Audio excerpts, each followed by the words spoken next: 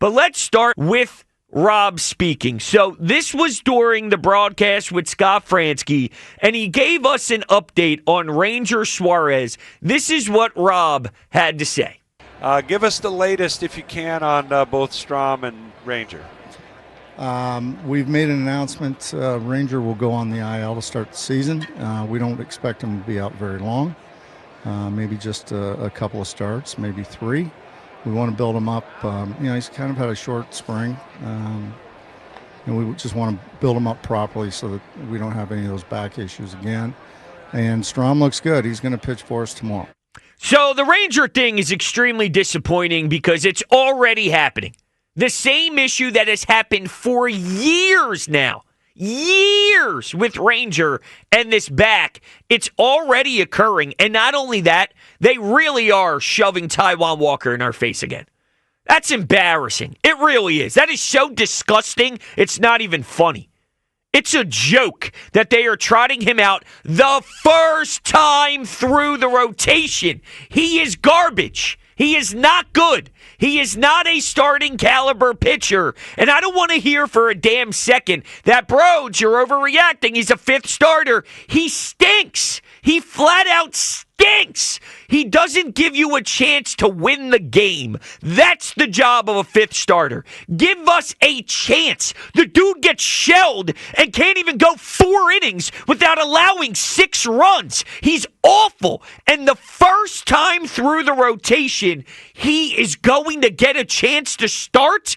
Wasn't that one of the biggest problems last season, was Taijuan Walker's inability to do anything? And you are starting off this season with the news that Ranger Suarez back problems. Here's Taijuan again.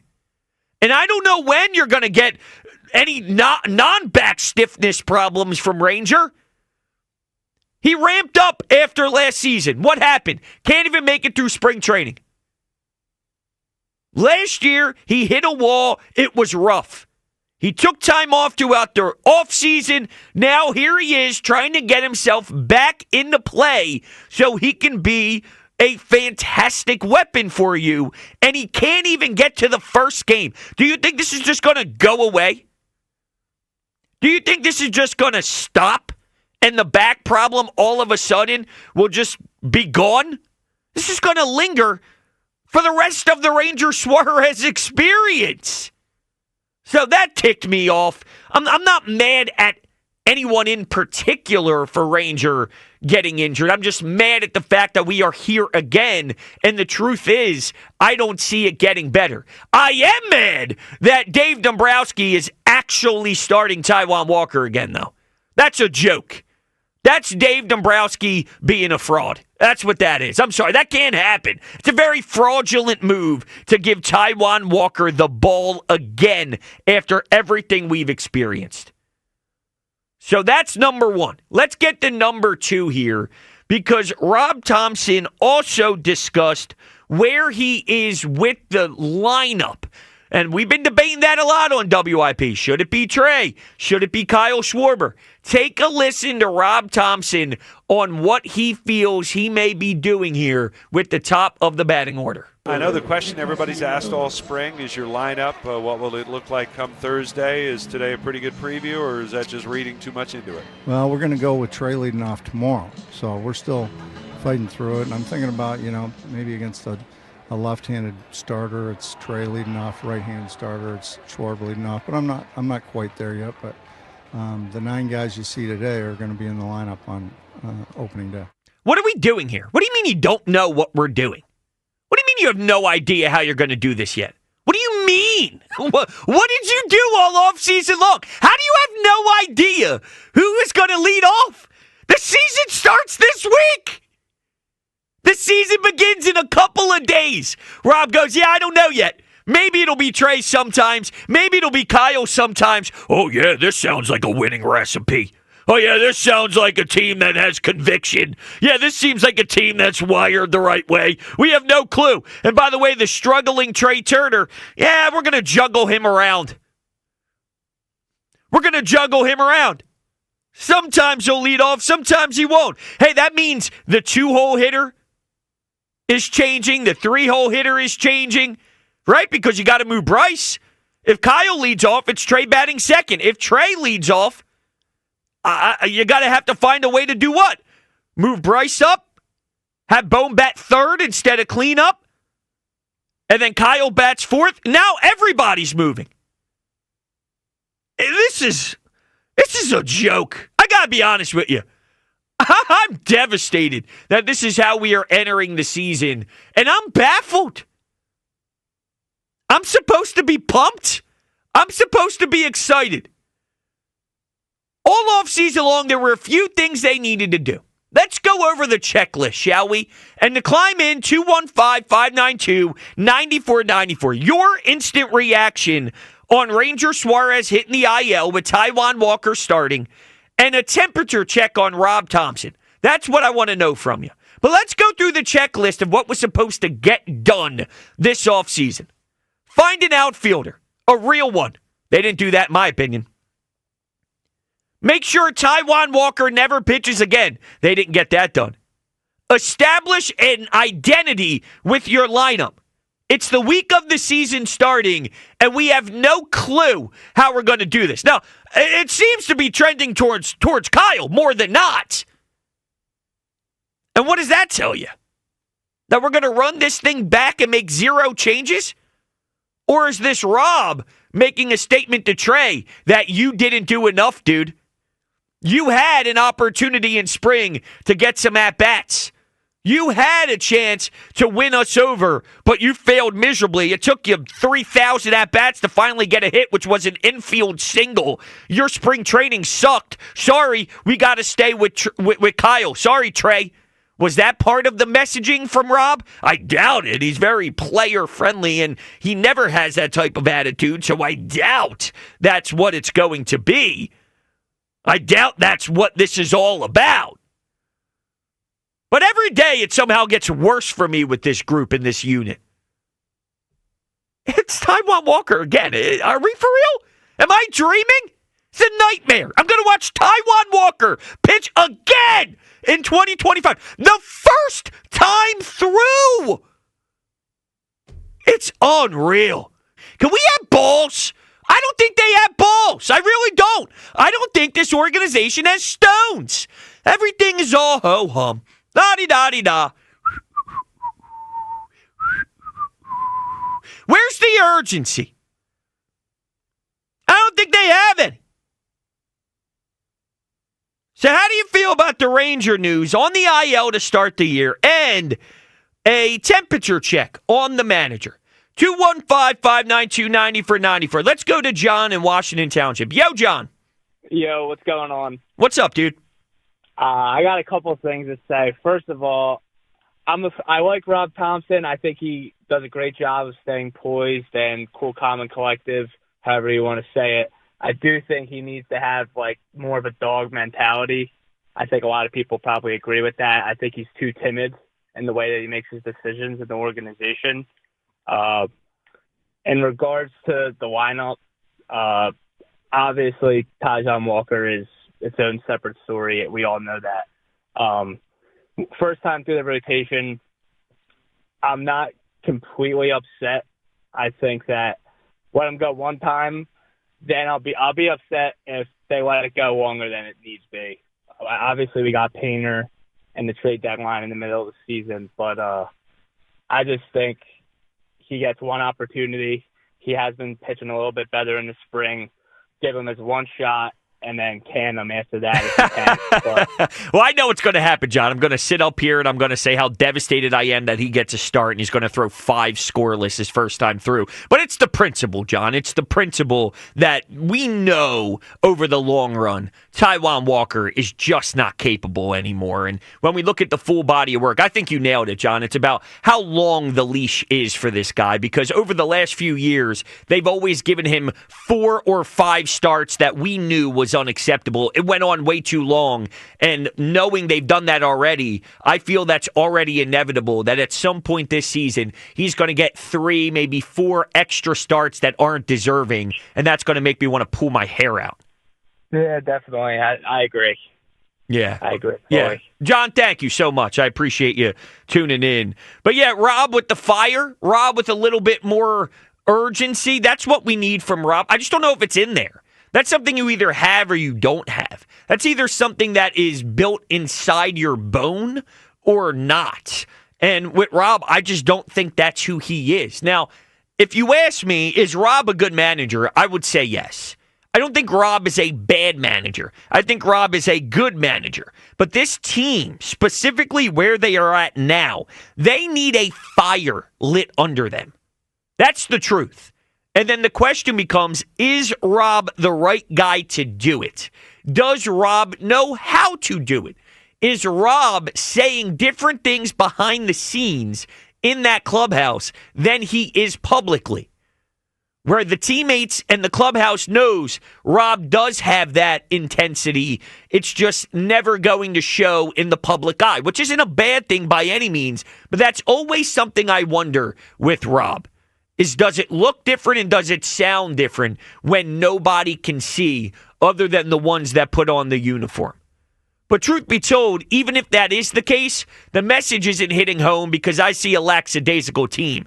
That's why I feel he isn't doing it deep down, because if he was doing it, then I would see the urgency be applied to the field. Then I would see the guys take the field with a different approach, with a killer mindset. Unless Rob is doing it, and it's not fully getting installed the way that it needs to get installed, which means the message has run dry or it never fully hits. I don't know what it is, but right now I have to question it all. Because we're going into year whatever it is with this experience of the manager and this roster, and it's not aligning. These puzzle pieces are not fully being put together the way that it needs to. So there's a disconnect somewhere. And I really hope that they know how to handle adversity, because this year is going to be tough.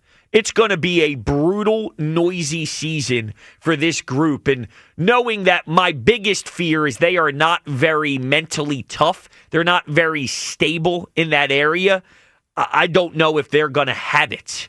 That's the number one issue with me, is I think they are extremely fragile. So what happens when we rip them apart for a week straight for not living up to expectations in a series against the New York Mets? Or let's say they go on the road and they play 6 straight games. They play 2 series on the road and it's against bad organizations, and they come back 1-5. And now there's a home series against a mediocre team and they drop game 1 of that series where they get shut out 4-0 and the offensive approach looks like horse manure. What do you do then? Do you have what it takes to look in the mirror and have the response? Or do you fold? Do you fold? And I told you before break that there is something that truly scares me about this group, and it's the division.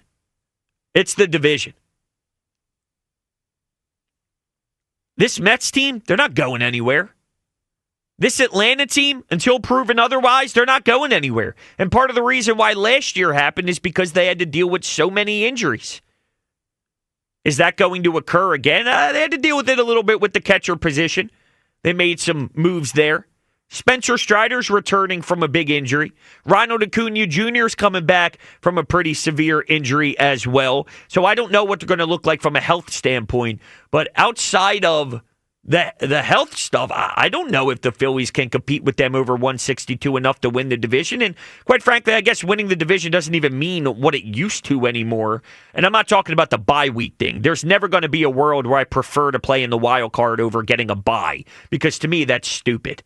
The Dodgers didn't need no bye, or didn't need to play in no wild card. You're good with the bye. The Houston Astros back in 22 was a team that didn't have to play the wild card. I can't just automatically assume the Phillies win that wild card round. The trajectory of this organization right now is every single year they take a step back. So it was World Series loss, NLCS loss, NLDS loss. If they have to play in a wild card round, I'm supposed to assume that they automatically win that 3-game series where anything can happen? Absolutely not. If I can escape that potential loss early in the playoffs, I'm going to do it. I'm just going to have to emphasize, I don't care that you have a few days off. Figure it the hell out. The Dodgers figured it out and won the World Series. Houston figured it out and won the World Series. If you are a good enough team, you can handle it. If you're soft, you can't, and you complain. So they won the division last year, and 95 wins ended up meaning absolutely nothing. So I don't even know what to do with that. But the division, again, mentally tough. I'm not sure they are. And you're going to have to be to go through this crazy emotional journey with our fan base and with the other teams that you are competing with to make a playoff run. Because I've said this before and I'll say it again. If you're not winning the division and if you're not second place in the division, you're opening up the door for a ridiculous can of worms. I'm not telling you they're not making the playoffs. I'm just saying there is a world where the Braves and the Mets are better than you over 162 and they win a lot of games. And if that's the case, knowing what's happening in the NL West with the Dodgers going to win a bunch of games, and you can write that in stone, with the Padres, with the Diamondbacks, with the Brewers, it could get dicey. That's all I'm saying. It can get hairy. And I don't want it to get hairy. I need this to be as smooth as we can get it. And I just don't trust them that they're ever going to put a product out there that's smooth, considering Taijuan Walker is pitching the first time through the rotation, and they don't know who their leadoff hitter is going to be. And we are a few days away from opening day. They're a few days away from opening day. They don't know what they're going to do yet. They don't know what they're going to do yet. Might be Kyle, might be Trey. Might be. Huh. Okay. I can't even explain to you in words how much that truly pisses me off. It's no joke. It makes me so aggravated, it's not even funny. I just want there to be, I don't know if command is the right word, but whether it's Rob, whether it's Dave, I need somebody to be in control. I don't know who is. I don't know who's got the power here. I don't know who sets the tone. I think it's Rob. I think. Well, the tone's not set harsh enough for me. I just want there to be a stronger delivery on some of these comments and some of these decisions made, because it describes who you are.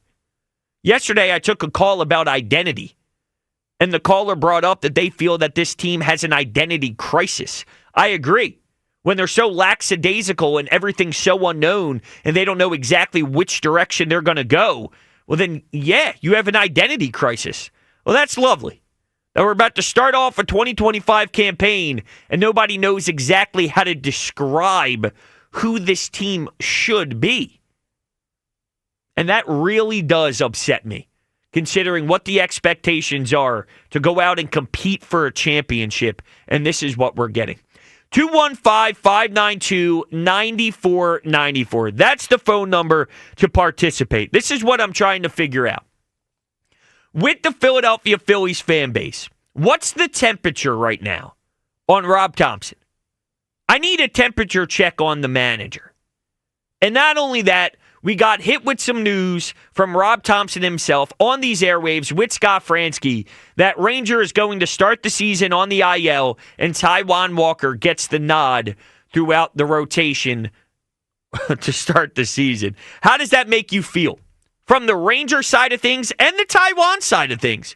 The Ranger, I don't think we ever get Ranger again. If we do, it won't be long enough. Are we going to get sub-2 ERA, filthy, disgusting, phenomenal Ranger, Cy Young Ranger? And if we do, how long is that sustainable before their back stiffness issues pop up again? Because it's constantly happened year in, year out. It's every year. It really is every year at this point. When do we just acknowledge that this is the Ranger Suarez experience? And if that's the case, are you good enough? Good enough to win a championship. Not good enough to win regular season games. Win a championship. Are they good enough if you don't have a Ranger Suarez? And don't just write in Luzardo being elite. I think that's unfair. Elite? Good. Elite? It's a big jump. 215-592-9494. We will continue rocking your calls. Can't wait to hear from you. Coming up next, the Phillies did make a bullpen move. I'll tell you more about it. It's Brodes with you right here on 94 WIP. Do you believe in the Phillies manager? It's a very difficult answer for me, only because I think Rob is a good manager. I do. I think Rob Thomson is a good manager. Is he the right manager for this team as they currently stand with all the recent failure? That I don't know. If you're asking me, do you trust Rob? As negative as I am, I would lean towards yes. I do trust Rob Thomson from a big picture managerial type of man. Does he lack certain things that this team also lacks and that's troublesome? Yeah. But I do think he's a good manager. But do you trust Topper? I'm trying to gauge really where the fans are with him. This whole thing's a mess. Every single way I try and cut this puppy up, and cut this up being the Philly season, the start of the new campaign, they have just rubbed me the wrong way in so many different areas. Bryce Harper's calling out the coaching staff over the last few years and why they struggled in the playoffs. They got out-coached. That was on a Q&A of the Philadelphia Inquirer with Scott Lauber. You know, you got Dave Dombrowski saying their chase rate's not even that big of an issue. You also have Dave Dombrowski looking at cuts around Major League Baseball to improve their outfield as if that's the best place to get the talent. It's probably the worst place you can go. Dumpster diving? Hey, we need something gorgeous for our living room. Yeah, you know what we should do? We should go to the crappiest place we can, a dumpster, and start diving through it to see if we can find any hidden gems. Or you could go to Raymore and Flanagan. Or you could go to somewhere, Ashley's Furniture, Bob's Discount Furniture. Go to somewhere that can actually give you something with value. It's unreal. 215-592-9494. All right, I told you the Phillies made a move, and they did with their bullpen. So they said goodbye to Tyler Phillips, for all you Tyler Phillips fans out there. And you brought in Carlos Hernandez, who last season, he's been with the Royals his whole career, dating back to 2020, but he was a 3.30 ERA guy last season out of the pen with 30 innings eaten. The year before, he ate 70 innings. The year before that, 56. He had 85 and 2/3 innings pitched back in 2021. So people are talking about his velocity up to 98 and all, and that's good. That's good. It's intriguing. I will see. I'm not going to sit here and tell you, I got everything on Carlos Hernandez, but people are excited about what he can provide for you out of that pen, and I guess, okay. We'll see. You know how bullpen arms are. Jose Alvarado, some days he's the most electric pitcher on your staff, which is a problem. And other days, he can't find the strike zone and throws 75 straight balls. I mean, it's just what it is, so we'll see. Let's go to the phones. Let's go to Chris in Northeast Philly. Yo, Chris. How you doing, sir? Good. How are you, my friend? I'm good. Out of the chute, I think the bullpen is quietly disturbing to me. They have enough starters. They have 5 professional starters to win 90 games. So I have no qualms with their starters. The challenge I have, as I was telling your sidekick, it's not a challenge, but I need Turner to hit first. And if Schwarber hits 35 homers out of the cleanup spot, Alec Bohm will be the MVP. I got bad news for you, Chris. Go ahead.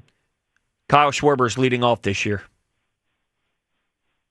Do we know that to be true? Rob Thomson said today that there's a chance Trey Turner will start whenever there's lefty pitchers. But Kyle Schwarber has batted leadoff the last 5 days as they gear up for regular season ball. So that's very disappointing. Yeah, and I understand they he's his numbers were outstanding as a leadoff hitter. But it's time for something new, Chris. I think there's times to shake it up a little bit. There's nothing wrong with asking, as much as I'm a Kyle Schwarber leadoff guy, and I am, at some point we need to try something. God forbid we ask Trey Turner to lead off for a year.